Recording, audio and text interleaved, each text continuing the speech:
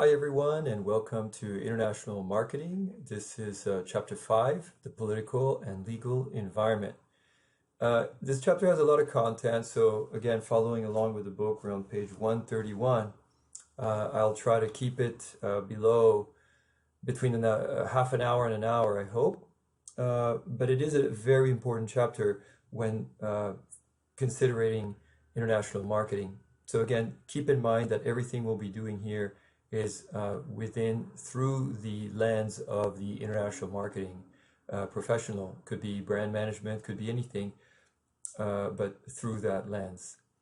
Some of you who have already taken global business with me, you'll recognize some of the examples, and just remember that the context here is just that, international marketing. All right, let's get going. So the first thing we'll be looking at here is, there we go, on page 131, again following along. The introduction is a really nice one. It's about the history of the G20, right? And so in 1975, before we get started, if you think about trade and you think about the fact that there are about almost 200 countries in the world, depending on how you want to measure them, and that each country has its own laws and regulations and policies, even their own sets of laws, sometimes different than others. And imagine trading between nations and how complex it's going to be when you need some kind of an arbitration, or you have a disagreement over trade and you need to agree as to how you want to do things. Back in '75, France came up with this idea of creating a group of countries, and they decided to go back then with the leading economic countries of the world. If they got together and they started having a discussion about trade, about organizing, about goals, and about what that meant in the economies of their citizens, maybe they could reach some kind of consensus. So the original group was called the G6 in 1975. Again, there's a nice little intro in 131, obviously created by France. So there were and West Germany, of course, this is before the fall of the German Wall. So back then it was West and East. As you remember, East Germany was still a Soviet bloc satellite. Italy, Japan, UK, and US. So this was the original group of six, the G6. The G6 went through different iteration. It went to the G8, and because of China's involvement, now we have the G20. So what we have here is kind of a little, layout as to, which countries are members of the group of 20 countries. So G stands for group. Obviously, the usual suspects, right? So the United States, yes. What's different here is, of course, China is a member. Back in the G6 and even the G8, China was not a member. Japan was one of the first members, right? Western Europe, so you have a few Western European countries here. Turkey is a member, which is a big deal. Saudi Arabia, we'll talk about why that matters. South Africa. In terms of Latin America, what's interesting here, you have Brazil and Argentina. Together, the G20 account for 65% of the entire world population, which of course makes sense. As soon as you put China and India in there, that's going to make a lot of sense, considering between the two of them, there's about a third of the global population right there. And so the world trade, about 80% of world trade is just the G20. World economy is 84%, and of course carbon emission, which is now more of a topic than it was when it was the G8, where did barely any mention of it. Last year, the G20 was held in Japan. This year, it will be held in Saudi Arabia, in Dubai. That's going to be a big deal. So let's talk about that. Let's see. The G20, now this year being held in Dubai, is creating some consternation, and we'll talk about why in just as we start to talk about other things. But this is to kind of give you a little bit of an example about what's happening now. So Saudi Arabia, G20, about the G20, gives you a little bit of background. It's the first time it will be held in Dubai. This is the moment for Dubai to shine, right? So a forum of international economic cooperation, leaders of both developed, developing world, and 80% of the world economic trade. So giving you the same kind of history here, what the summit is going to be about, the Leaders Summit right there. Anyway, so again, giving you some idea. In terms of the agenda, let's look at the agenda for this upcoming G20, which I believe is in November. So the agenda this time, empowering people, creating conditions in which all people, especially women and youth, can live, work, and thrive, safeguard the planet, collective effort to protect our global commons, and new frontier, long-term, bold strategies to share benefits of innovation and technological advancement. So that's the agenda. We'll talk a little bit more about that when later on I bring in topics of corruption. All right, moving along now, continuing with the intro of the chapter. While deciding upon the firm's international marketing activities, the manager needs to concentrate on three areas.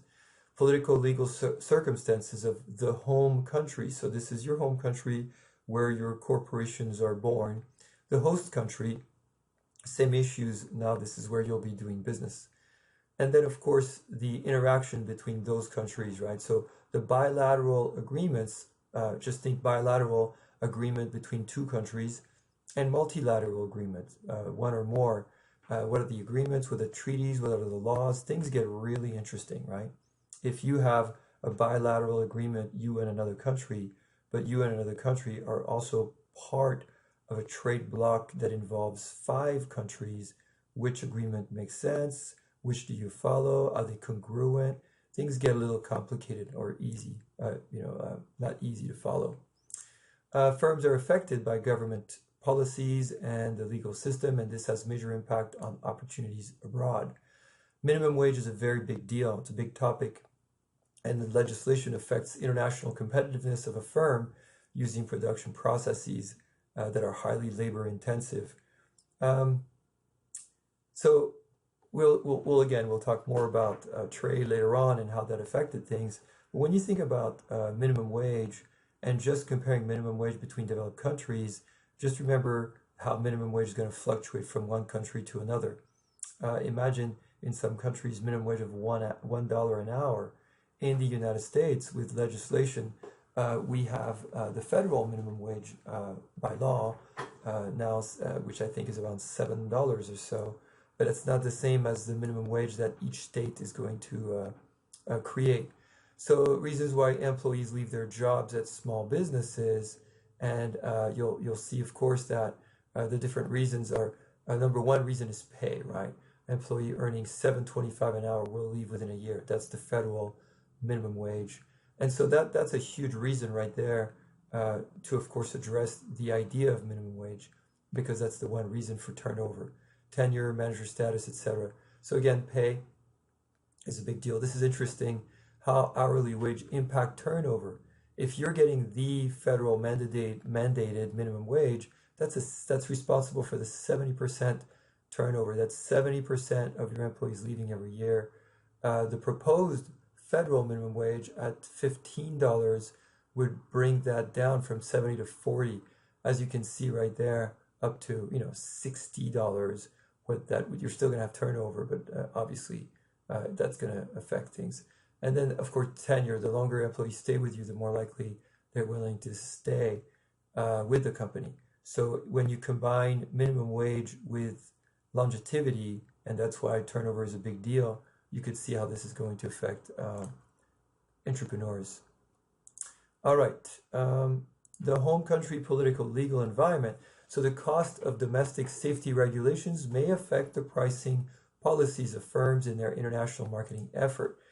We have this environmental superfund, which has to do with cleanup, right? When corporations, companies, pollute, make a mess, dump, that's what this federal superfund is for. Each state has its own version, but there's a federal one. Governments may attempt to aid and protect the international marketing effort of companies through gray market activities. This is fascinating. if you look at eBay, and eBay is very international. eBay is if you ever wanted to try to do something really interesting, um, try to post something for sale in another country through eBay. You're allowed to do that as an eBay seller.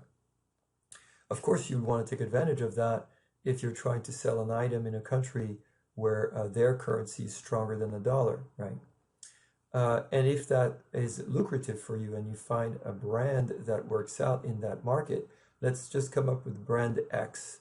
Brand X is just an average brand here in the US, but overseas, people pay more for it, right? So you might be tempted, look, I think I've found a great business model.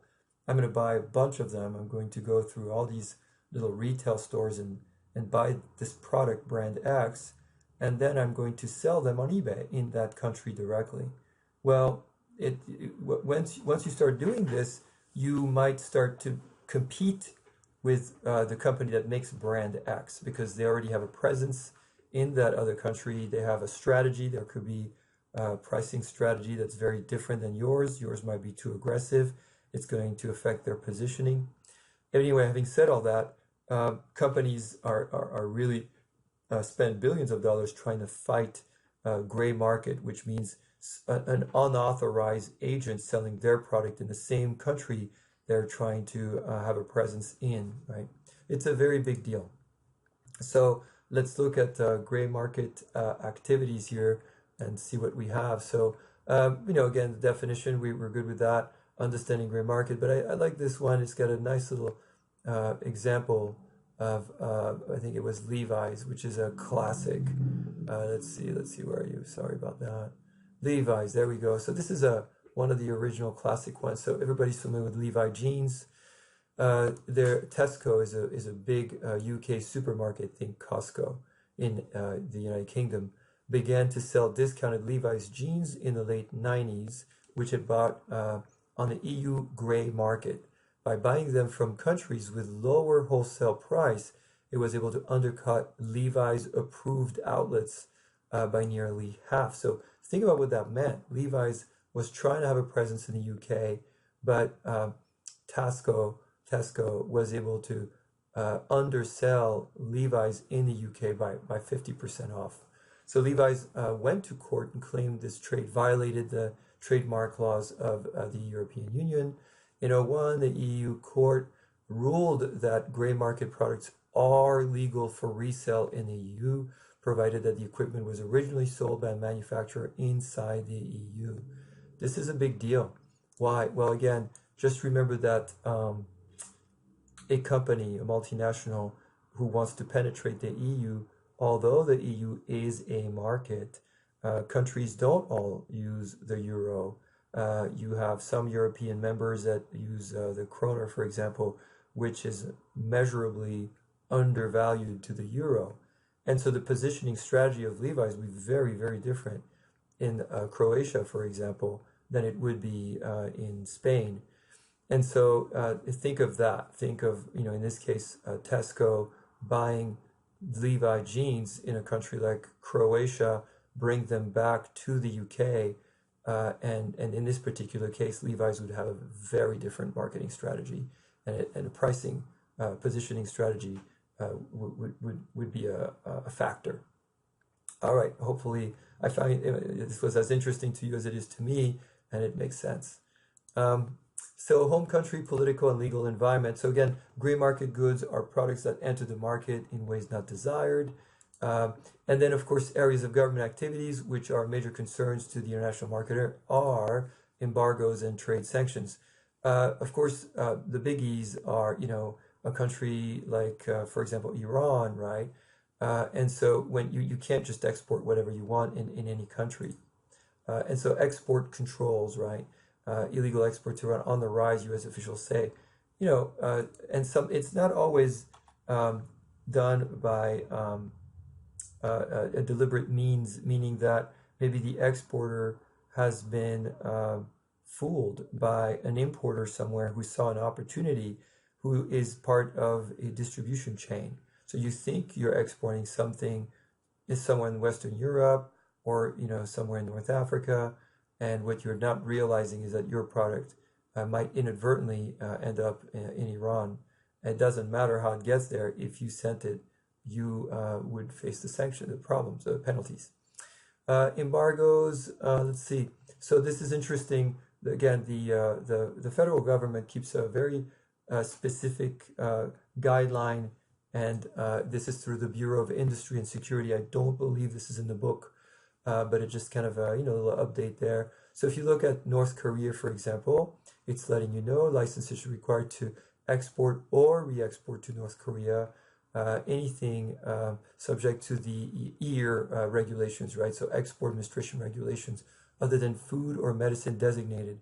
So anyway, it's kind of letting you know what's happening as you start to read through, and you see, okay, humanitarian items intended for North Korea, items in support of United Nations efforts, etc., that are determined by U.S. to not be luxury are subject to general policy approval, meaning they can actually get in.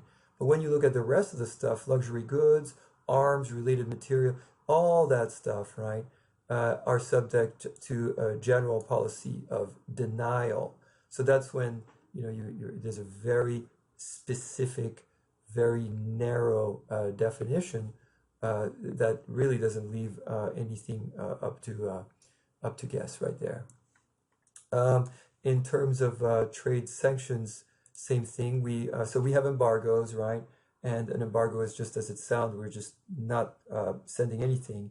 North Korea being an example, of course. You see there, even then, there's some exceptions, right? And for sanctions, now what we have here are, again, this is kind of an example letting you know for Cuba, for example, right? What are the sanctions for Cuba? So remittance is money sent back home, right? People who are originally maybe born in Cuba or they have their parents in Cuba want to send money back home. And now 2019 amendment to the asset control regulations with the sanctions on Cuba, if someone wants to send money to their relative, they have a cap of $1,000, right? And so anyway, just some examples as to what that would mean. There's all kinds of sanctions, but in this case, maybe people think about sanctions as exports, and I'm just giving you an example of something a little bit broader than that. And then lastly, here we have export controls. And so just as it sounds, as you export something from your country to another, and this is the example that I used here, illegal exports to Iran on the rise. So having a better idea of how to control what you're exporting so it doesn't end up in the wrong place. The home country political and legal environment. So you have import controls, there's regulations of international business behaviors, embargoes and sanctions. I talked about those a little bit. Government actions to distort the free flow of trade, goods, services, or ideas for adversarial and political purposes. And so this is where, again, you'll see different administrations have different opinions on the same country, right? The previous administration relaxed the rules on Cuba, and this administration recently tightened the rules on Cuba. So it's a lot of it is going to have to do with the goals of the current administration in terms of what these countries can or cannot be engaged in with trade.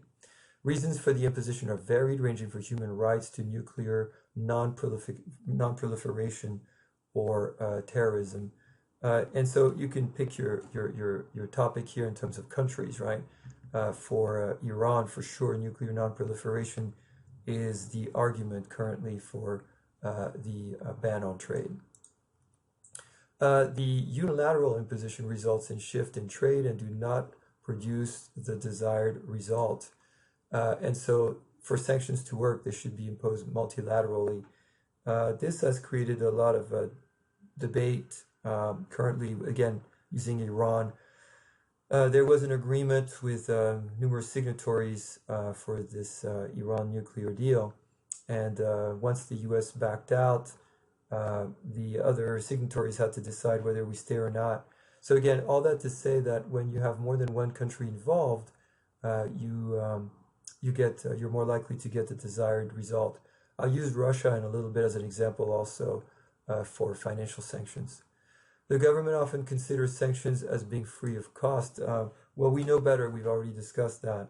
If you think about sanctions, they will fall often, and we're not talking about preventing nuclear proliferation by exporting a supercomputer that could be used in a nefarious manner for nuclear purposes.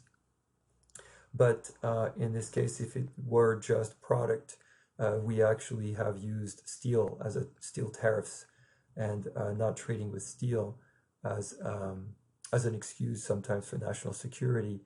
And we'll talk about dumping in a little bit and what that means, but often we realize that these are more political than they are economic, right? All right, so let's see. Export control designed to deny or delay the acquisition of strategically important goods by the adversaries. The legal basis of export controls varies across nations. Some have dual use. They're useful for both the military and civilian purposes, are controlled by the joint list of the European Union. So they're in charge of deciding like what is it that can come in. And again, you might be thinking different things, but if you think about any type of technology that could be used either for military purpose or civilian purpose for research, this is where it becomes a little bit difficult. The U.S. export control system is based on the Export Administration Act. That's through the Department of Commerce. I know we already discussed the Department of Commerce, but if you think about the DOC, that's a huge umbrella that involves a lot of different things, right? And so the Department of Commerce is going to play a huge role in trade and trade rules for import and export. So rules to prevent some things from coming in or getting out, but also remember that the Department of Commerce is also responsible for trying to help American businesses export. So it does a lot. Arms Export Control Act, that's through the State Department. The exporter must obtain an export license, which consists of written authorization to send a product abroad. So the way that it's working in terms of your steps for export licensing, should it be exported is the first question. Again, we just talked about, for example, supercomputers, where you would be able to export that. What countries are you allowed to export? And by the way, and this is where it gets to be very interesting, it's not just like the friends versus the foes, but it's also the in-betweens, right? If there's a country that's maybe been known to do business with both countries, then you might not be allowed to go to that country. Who is the end user, and are they really who they say they are? There's all kinds of things that happen. Does it make sense if they're asking for a product that doesn't fit the SIC code or something? And what's the particular end use? They have to be very explicit. And the determinants are right here: national security, foreign policy, short supply, and nuclear proliferation. So restricts the flow of materials and helps avoid the proliferation of weapons of mass destruction, and also technological knowledge to control sophistication of armament used by insurgent groups. Financial controls, which inhibits funding for terrorist training, and principal focus of export rest on the third world. That's still where there's a lot of there's a market, there's opportunity, and there's demand. So the third world has been very much played a huge role in terms of destination restriction. There's export control that use a tactical balanced approach affecting specific hotspots. It's kind of like that middle man thing I was telling you about earlier. Availability of high-tech products. So again, export controls of these products impose a major competitive burden on domestic firms. Technology has made it difficult to supervise and transfer such equipment. Let's go into the imports control now. By the way, I'm strictly following your book. The book is sometimes, at times, I think, pretty verbose, and so I'm trying to keep it succinct, and I'm following the slides. I've tweaked them a little bit. but I hope that you're following along. If you need to take breaks, take breaks. But it's not a bad idea to follow the book as you go through this. And you'll see which sections I'm spending more time on and which I might be brushing off a little bit because we won't be able to cover everything. Imports control. So now we're talking about controlling imports into the country through tariff and non-tariff mechanism. This is what I want you to remember. There's a very basic instrument that we use to curb imports or stop imports. And all of these instruments, I want you to visualize a barrier. That's what they are. It's just, they're just barriers. And so now there are different types of barriers, and we'll talk about them in a little bit, but those are your main import control, right? So here we are, bunch of barriers right there. You see them, trade barriers. A tariff is a tax. That's the first thing I want to tell you right now. There's no two ways around it. A tariff is a tax. So it's a tax on imports, which increase the price of the product in a domestic market. On the face of it, tariffs seem to, when you hear somebody make a statement that we, the United States, are slapping a tariff on a product. Let's use steel as an example. And we are slapping a tariff on foreign steel coming into the U.S. because we want to help American steel companies have a chance. Why? Well, because foreign steel has been coming in and being sold cheaper than American steel. This could happen for various reasons, right? Maybe they spent more money over the years on research and development. They have better technology. They have better scalability. Sometimes we accuse them of dumping. Dumping is when you sell a product for less than it cost you to make. We'll find a little bit more about dumping. We'll talk more about that later. There's we tend to use dumping as a political excuse to block people out. Why do I say that? Because often when we end up being challenged through the World Trade Organization for taking anti-dumping measures, we're often found that we didn't have a valid argument, or it was not the case that they were dumping. So we call these countervailing measures. So a tariff is a tax. Going back to a tariff, if we slap a 20% tariff on foreign steel, and foreign steel used to be, 5% or 10% cheaper than American steel, it sounds like a good thing because you're like, oh, great, I want to help the American steel workers. The problem now is that when you want to buy a car, you want to buy a washing machine, a washer, dryer, anything. You're buying a house and there's a lot of steel beams in there. You've inflated the cost of those products now. They cost more.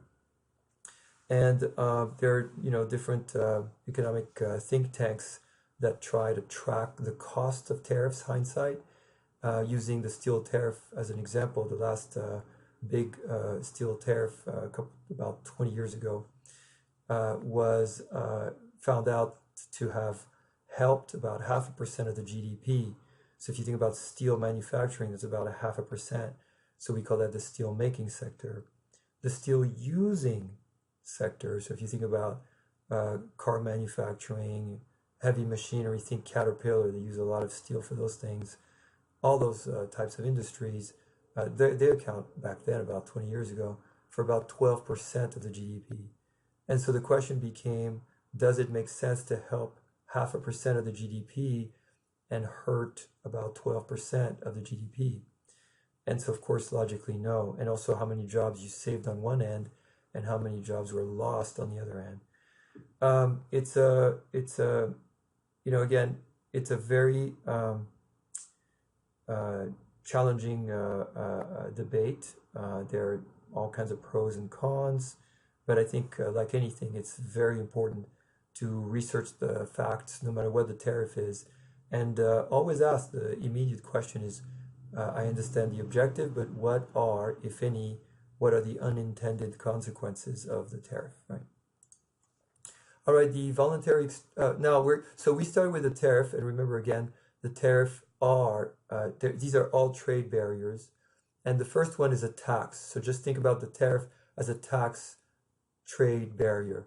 Everything other than a tariff is, we're going to call it a non-tariff trade barrier. So everything, so if you see that little cartoon right there, the tariff is the only thing that we're going to call a tax as a trade barrier. Everything else in here, we're going to call a non-tariff trade barrier, right? And so a voluntary export or restraint agreement is an example of that. Self-imposed restriction and cutbacks. Sometimes they're invoked for political reasons, meaning that government is trying to get elected and trying to gain the favor of another government so that they can get the votes that they want for a particular industry. And so you'll hear about agreements being made during an election cycle where all of a sudden cheaper imports start to go down until after the election. That's an example of a politically motivated voluntary export restraint agreement. It's aimed at avoiding punitive trade actions from the host country. So I'll give you the example of the election cycle. Otherwise, it's if we don't do this, if we don't stop doing this right now, they're going to come after this. For numerous reasons, maybe you have a trade agreement with this other country, a bilateral or multilateral trade agreement, and for various reasons, you can't slap a tariff. You've agreed to disagree, you sign on the dotted line, and you said we will never slap a tariff on each other. That's when the quota comes in. So quota basically now is you're saying to this other country, okay, I can't slap a tariff on you, but here's what I can do. I will prevent you from importing your product into my country. So if you think about supply and demand, you're reducing the supply. It's going to affect the price of that good, and it might help your domestic industry. I know that quotas were applied to the Mexican trade of avocados several years back to reduce the exports of avocados from Mexico to the US. And the argument was to try to prop up domestic avocado production, which is, my just top of my head, about less than 5% the Mexican production of avocados. All right, so now we're talking about tariffs. This is a shameless product placement on my end. The program that I listen to, there's a podcast called on marketplace.org that you can listen to with Kai Risdall. I really enjoy his podcast. They're about a half an hour. There's also Molly Wood, who's a co-host. Between the two of them, I love listening to this because they'll give you the daily rundown. It's after 2 p.m. It's basically after the stock exchange closes, and you'll find out what happened, stocks up, down. But there's also going to be a little bit of digging as to what's going on with the tariffs, what's going on with the trade war, whatever. And I particularly like this segment over here. So the question is, how do you get around a tariff, right? So there's something called tariff engineering. Just so you know, this is not in the book, but because we're talking about tariffs and we're talking about looking at this through the, the purview of the international marketing professional, there's some really interesting and creative ways sometimes that industry get around a tariff. And one of the ways here that was featured on Marketplace is right here, by the way, is the link for it if you're interested. But one of the ways that this American company got through is by just following the rules. So I'll just show you, only because this is just fascinating. For those of you who are interested in fashion and textile especially. So there's a reason why you're familiar with Columbia, the company. Columbia's shirt has a tiny pocket near your waistline. So this came out in May of last year. And, this is, again, that's Kai Risdall right there, and the vice president of Columbia, and the executive vice president over here. So they were being interviewed, and, they're talking about this pocket here, right? So, for example, Columbia's most popular women's garment with pocket below the waist is a short sleeve shirt called PFG Tamayami, which retails $40 and $45 is a plus size. And the pocket is a prime example of the real designer of apparel and footwear in the country live on Capitol Hill. So women or girls' blouses imported from the countries can get tariffed as high as 30%. So just again, we're talking about 30% tax, which means that that shirt that they're making overseas, this is an American company bringing that from wherever they're making it, is at least going to cost the buyers 30% more. They usually will, I shouldn't say usually, but very often the customer is going to pay for that tariff. The company's not going to absorb it. And so there's the harmonized tariff schedule, and they have a little sample of it that explains what type of garment, etc., will be subject to the tariff. So there's a loophole. If the garments have pockets below the waist, a ribbed waistband, or other means of tightening at the bottom of the garment, they get to be excluded from the category. So it's fascinating. So if you look at the same type of blouse, 26% duty, it would get instead of at a rate of 16%, so you can save money. This is what it looks like. The harmonized tariff schedule lets you know in terms of women's, girls' blouses, where they're coming from, and if there's a tariff, so 70%, so 90%, sorry, 11%, 4%, etc., 26%. And so if you know what you're doing, and this is where you can learn, how to kind of avoid paying the tariff, at least in this particular example. Anyway, I find it fascinating. So this woman here was the designer who found a way to just put pockets there. In terms of this company, Colombia, where they make the product, we've talked about this before. This is an American company, and just look alone. So Vietnam is one, China, and then you can look at the factories, right? 15 factories in Bangladesh. India has 14, Indonesia has 13, Jordan has 1, Guatemala has 1, Cambodia, Taiwan, Myanmar, El Salvador, Sri Lanka, South Korea, of course 2 in the US, and then Philippines, Dominican Republic, and Peru. This, again, it really highlights the complexity of globalization and the interdependence when you think about supply chains, manufacturing, etc. And so these companies have to be creative. And again, if you think about all of the different sources, if there's going to be, if the factories in China were responsible for a particular shirt, and in this particular example, this company has other options. It could make those shirts in another country where they're not subject to the tariffs, right? All right. So again, so that was that. Again, Marketplace, I recommend it. If you're interested in business and you are okay with podcasts, I recommend it. Otherwise, your local station is 91.9 FM in Rancho, 91.9 FM. And I believe it's 2 p.m., 3 p.m. is when you can listen to Marketplace. All right. Home country, political, legal environment. What are the problems faced while administrating import control? Huge price from domestic consumers. So we already talked about that, right? That we end up paying the cost of those taxes, tariffs, trade barriers, right? And the social cost of these controls may be damaging to the economy. Downstream change in import composition. Again, I give you the example in terms of what that means in the distribution chain. They often don't work as intended. Supply may respond to artificial stimulation and grow far beyond demand. What are the regulations of international business behavior? So boycotts. Now we're on page 141. This is when a firm refuses to do business with someone. So for example, Israel, there's been, going back to, I believe, the 50s, 60s, the Arab boycott of Israel. And your book highlights that particular boycott on page 141.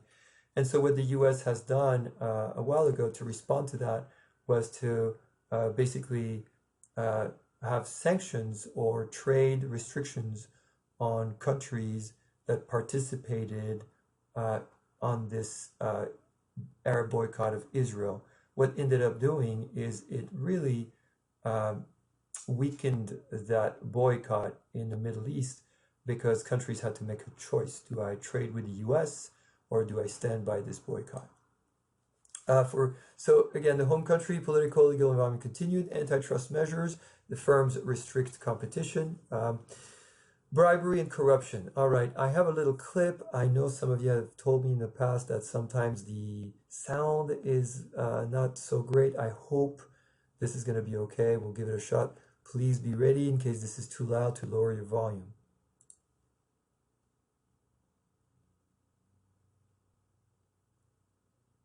Transparency International presents the Corruption Perceptions Index 2019. Using a scale of 0 to 100, where 0 is highly corrupt and 100 is very clean, the CPI analyzes public sector corruption in 180 countries and territories around the world.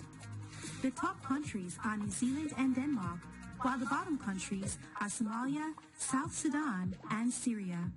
However, when it comes to improving on corruption, the majority of countries are stagnating.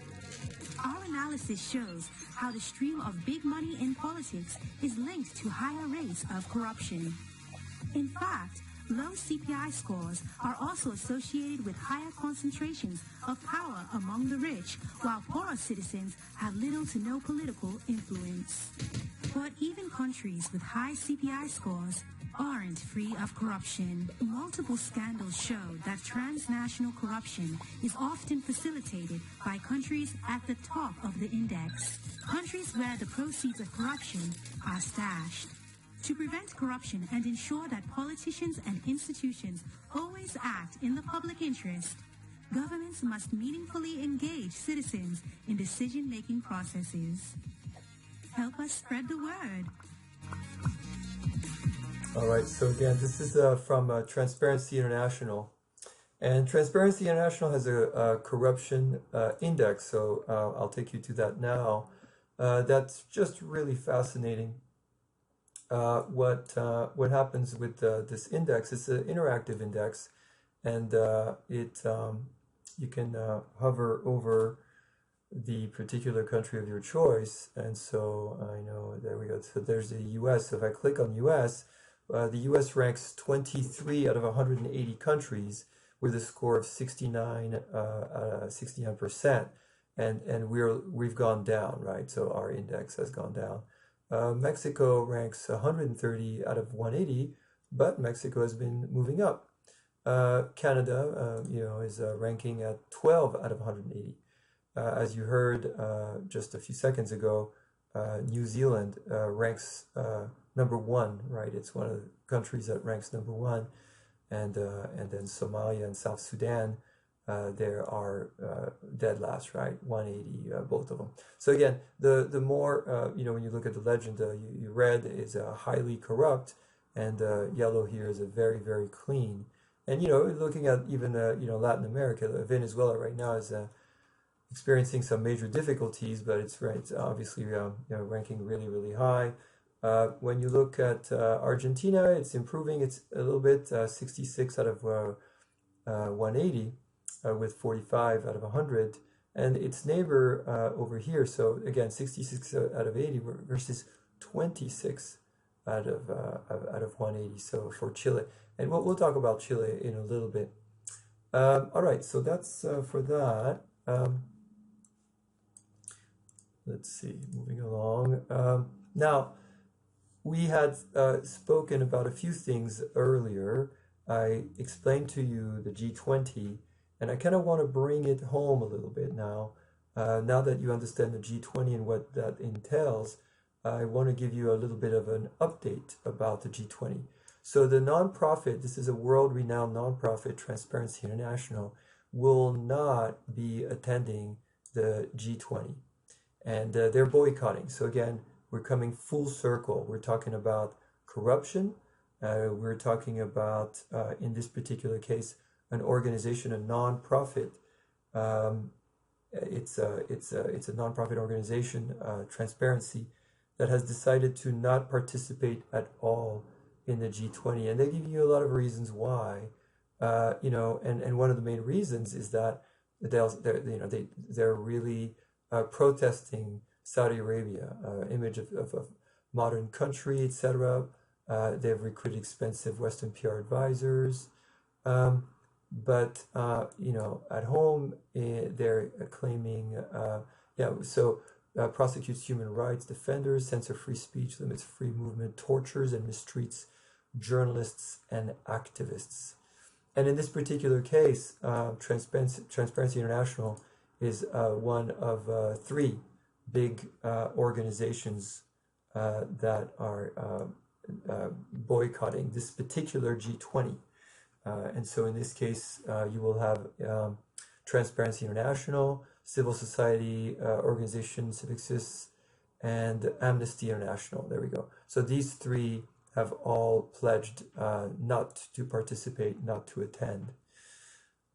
Again, bringing it full circle between all the stuff that we've been covering here. Political risk. You're a multinational, you have people all over the place, so there's going to be a risk of loss. You're operating in another country.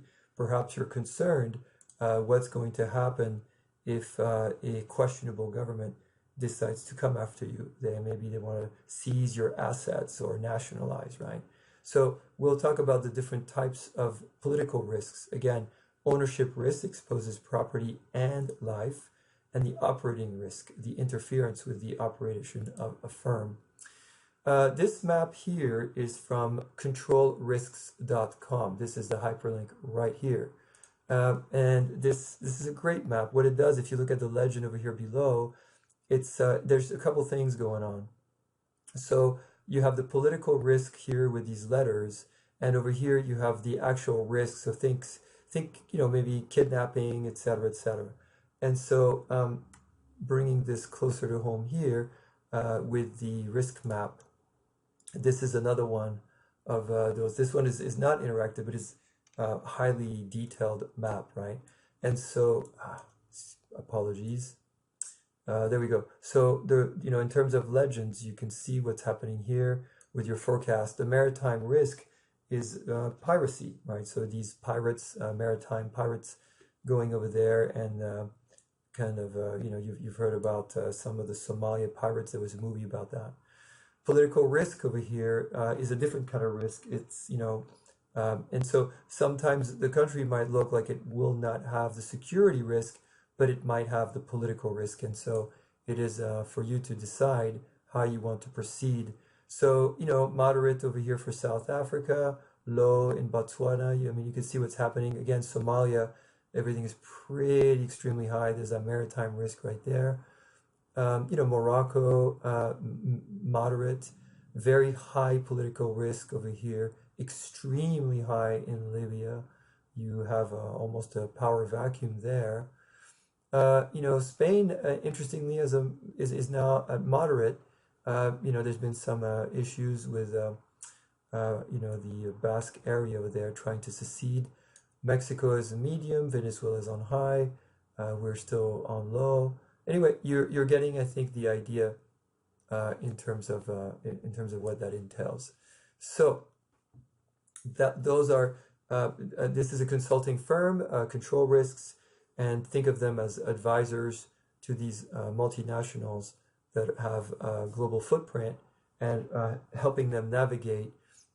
Maybe you need to start repatriating people, you're now. There's another country that the risk is getting lower. There's some new president, and things are looking better. Let's see here just where we are with one more. There was an election recently in Ethiopia. So there we go. So over here, you're looking at medium. There's some parts of Ethiopia that are still high, but the new president of Ethiopia won the Nobel Prize last year, and so it's just wanted to kind of follow up and see how they're listed here recently. All right, transfer risk when shifting funds between countries. That's a risk right there for many reasons, and that are highlighted in the book. I'll spend more time later on talking about the currency and the hedging and the expropriation, seizure. So you have two things going on. You have expropriation and confiscation. Expropriation, you're getting quote unquote compensated. Oops. The problem is compensation is going to be defined by the country that is expropriating the assets. So of course, don't assume for a second that you're going to get what the value that the company believes is worth. Confiscation is just flat out theft, right? In this case, it's nationalization. So when you have, there's been a lot of that going on in Venezuela. The previous president of Argentina, Kirchner, also, nationalized and confiscated. But in this case, there's a U.S. glass firm suing Venezuela to collect $500 million expropriation award. So you're getting a lot of that lately, especially with Venezuela. And Venezuela is broke, but it's trying to find ways to comply so that basically their national oil company doesn't become the collateral that courts are approving for the company that has suffered the confiscation to find as a remedy. All right, I hope this is all making sense. Domestication, the government demands partial transfer of ownership and management. So this is where, again, maybe the government has decided to get a little bit tighter control. You'll find some of this happening in Africa, where maybe in the old colonies there were British, Belgian, French, and Portuguese interests there. And, in this case, this is again afterwards when some of the countries decided to domesticate some of the industry. Impose regulation to ensure that a large share of the product is locally produced and major profit is retained in the country. What are the effects? Poor cooperation and communication from managers, increased costs, inefficiencies, and lower quality product. And sometimes students go, well, that's kind of rude. Are you saying they can't make the same quality? No, just remember the golden rule of specialization, right? In this case, just remember that specialization, these countries have specialized in a particular product, and this is why they've become one of the top producers. And when you're forcing production now in that host country, you are tinkering with that. All right, there's disruption of international distribution plans as well, inefficiencies. As soon as you start to mess with the supply chain, bad things happen. We found that out with the last bout of tariffs, right? When the common risks, most businesses operate abroad, there's a shortage of foreign currency. There's difficulty dealing with exchange controls, prolonged negotiation with government officials. So these are the top risks. Increase in tax rate or stricter application of host countries' tax codes, sometimes legitimate, sometimes not. The government controls on the price of imported products and service could be another one. There's legal differences and restraints that differ in their laws. So we talked about that earlier, right? It's not just they differ in their laws, but they differ in the implementations of the laws. This is where we're getting into the two most popular laws in the world, right? The common law, based on tradition, depends less on written statute and code. So think of it as what the United States is based upon. And the code law, comprehensive set of written statutes that spell out legal rules explicitly. So if this thing works, it's just a little map to kind of give you an idea as to, it's from Wikipedia. I know my colleagues in English are always advising you guys never, ever use that. But I take my chances when it's something benign, such as just a very basic representation of a map here. So, again, the United States right here, there's your common law, but you're seeing Western Europe, except for, Great Britain, where, of course, England, we inherited our laws right there, but you're getting more of that civil law in, code law. Think of it as common law versus code law in Western Europe. And then, of course, some other Anglo-Saxon type, countries also are, using common law, right? Anti-dumping law. So I talked about that earlier. Remember that dumping is, in this example, selling something in another country below cost, right? Prohibits below cost sale of product. Requires export and import licensing. We are having a little bit of a bout right now. Let's see if I can find out quickly. Let's see. I know this is one of the popular maps when I show it to my classes. So the World Trade Organization has a trade dispute map that's interactive. It's really interesting. And so here we have this map. Still loading. There we go. And it's showing us in terms of disputes where the most disputes occur, right? And I'll start with I'll use Chile as an example. So Chile, not too many. It's got a few. It's got a few with Europe, with its neighbor Argentina here and there. And so let's see. There are two cases that Chile brought against the U.S. And one of them is a counter-duty investigation of imports of salmon from Chile and continued dumping and subsidy offset act of 2000. There's a reason I'm showing you this, and that's where a lot of the trade disputes that you'll find through the WTO invoke dumping, right? And so in this case, the third-party originals, here we go, what's been stated, what's going on. And so it'll tell you what the joint complaint, Australia, Brazil, et cetera, consultation, and what the panels is establishing in terms of the dispute. In this particular case, it's interesting between the United States and Chile. A lot has been made of trade fights and retaliation of dumping of salmon and other types of product coming in from Chile.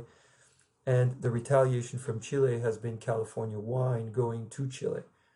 Chile is famous for wine, lots of different types of wine.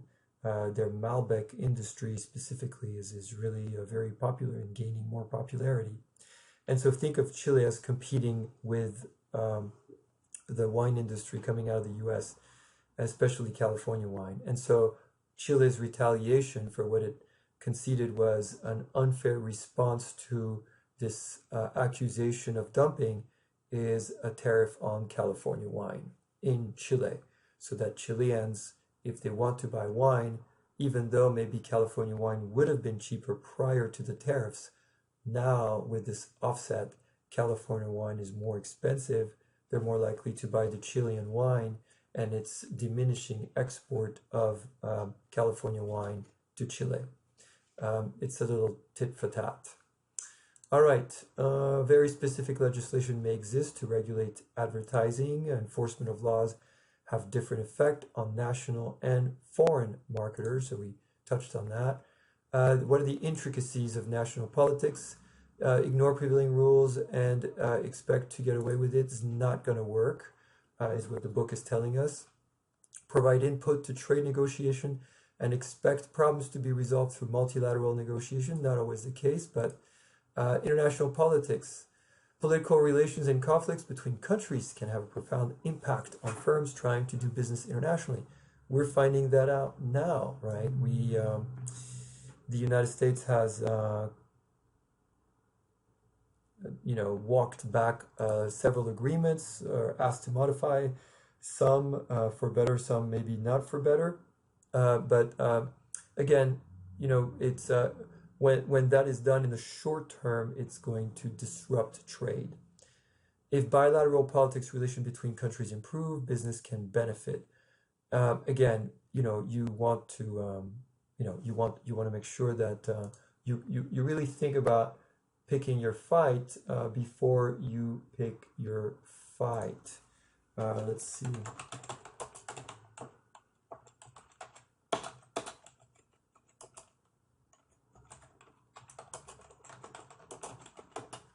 I wanted to show you, then again, to kind of remind you here, this is through the Observatory of Economic Complexity. And if I can find it, here we go. Oh, come on.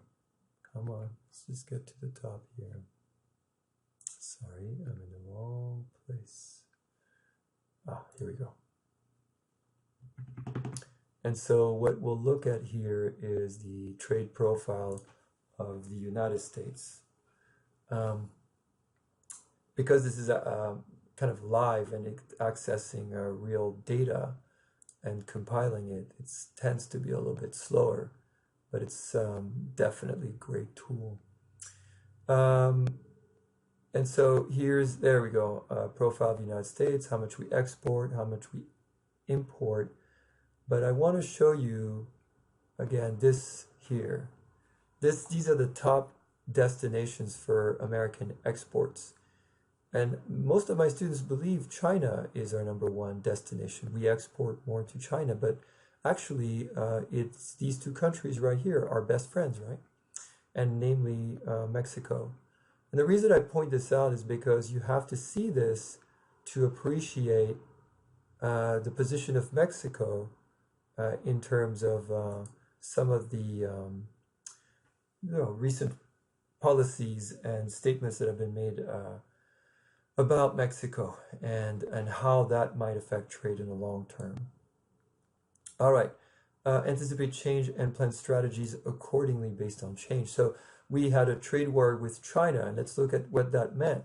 Under the tariff threat, Mexico less attractive to companies avoiding China tariff. Yeah, remember I talked about this earlier. I talked about the multi-layered complexities of these distribution chains and how intertwined and interdependent they are. As such, Mexico has been hit really, really hard by the China-US trade war, right? So that's the negative effect of that particular trade war. What's fascinating is, again, unintended consequence. There you go. Mexico lost, but Vietnam absolutely is a winner in that trade war, right? US-China trade war gives Vietnam a winning streak. This is from the Financial Times. By the way, the links are here, below here, and oops, and here's a link here for that one. And so just think about that example we discussed earlier with Colombia and how that company has been able to offset those tariffs by in numerous ways, right? One is with the pocket below the waist, but the other one is also by just shifting production away from China. And because of proximity, because of existing trade deals between Vietnam and China, of course, Vietnam playing a massive role with its ASEAN trade agreement there. It's benefited greatly from the trade war. All right, again, unintended consequences. International relationships. So we have international law, no enforceable body of international law really truly exists. There's treaties and agreements respected by countries, and these we call them supranational organizations, namely this one is the World Trade Organization, where, as I showed you with that map, trade disputes are handled. Firms are restricted both by home and host country laws. In case of a conflict, to decide which country's law to follow, firms can choose other arbitration or litigation. Often that's spelled out in their respective bilateral agreement. Litigation involves extensive delays and is very costly. Usually nobody wants that. Arbitration procedures are included in the original contract. Again, usually they decide who the third party is going to be, what the court's going to be, etc. International terrorism and marketing. This is a no-brainer, but it's a very important part of the concept. Terrorism is systemic use or threat of violence aimed at attaining a political goal and conveying a political message. Terrorists direct their strikes at business more than any other target. So that map that I showed you earlier of the Corruption Perception Index, the CPI, if you go back to that website, what you will see is you will also see a map of kidnappings around the world. If I can pull it up real quick, I'll show it to you. Let's see. And so,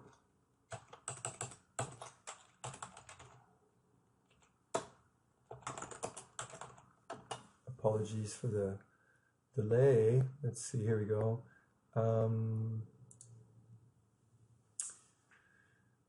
Going back, here we go. All right.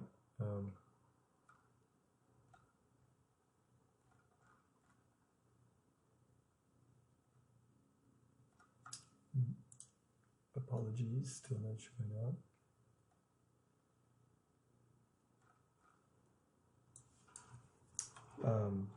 That's because I give you the wrong information. It is control risks that has the risk map. Control, too many maps today. Control risks, I will try to edit all that stuff out if I remember. If I don't, I apologize. Here we go.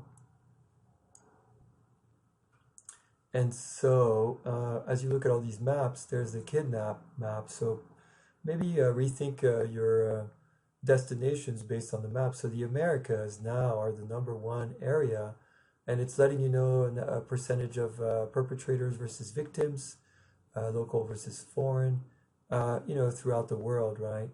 And so it's something to again be mindful of, letting you know. And the website Control Risks does more. They have a lot of really, really interesting maps in terms of they can break it down by Asia, right? Regions such as Asia, the Americas, etc. And so these are the risk maps right there, political forecasts, etc. by region. All right. Terrorism, new opportunities for firms in few industries, construction, security, etc. Direct effect on business activities at the immediate costs levied on the individual firms. And the indirect effect are real perceived decline in per capita income. Just remember the #1 rule of any type of investment, whether it's for a bank or anything. The rule is always about confidence. If you have confidence in the country, if you have confidence in the fact that it's able to enforce its rules, it has laws, they're applicable, somebody tries to steal your ideas, etc., you're more likely to invest there. If you lack confidence, then it's going to hinder that. As such, the people of that country are the ones that are going to get hurt. They have less choices, the prices go up, purchasing power goes down, etc. The chill effect, a phenomenon where there's an uncertainty about state of a nation's economy. It's leading to a sharp reduction in demand for both consumers and industrial goods. So this is where I do a little bit of a highlight on Russia. Russia, there's been some sanctions held, economic sanctions held on Russia. This is 2014 when the sanctions began, and it shows you the net effect of those sanctions. Some companies just pulled out completely. U.S. vehicle exports to Russia just crashed compared to where it was before the sanctions. September reduces production, GM, Toyota, etc. So again, it's showing that in this case, I'm applying different concepts to the chill effect, right? We're talking specifically an uncertainty about the state of a nation's economy.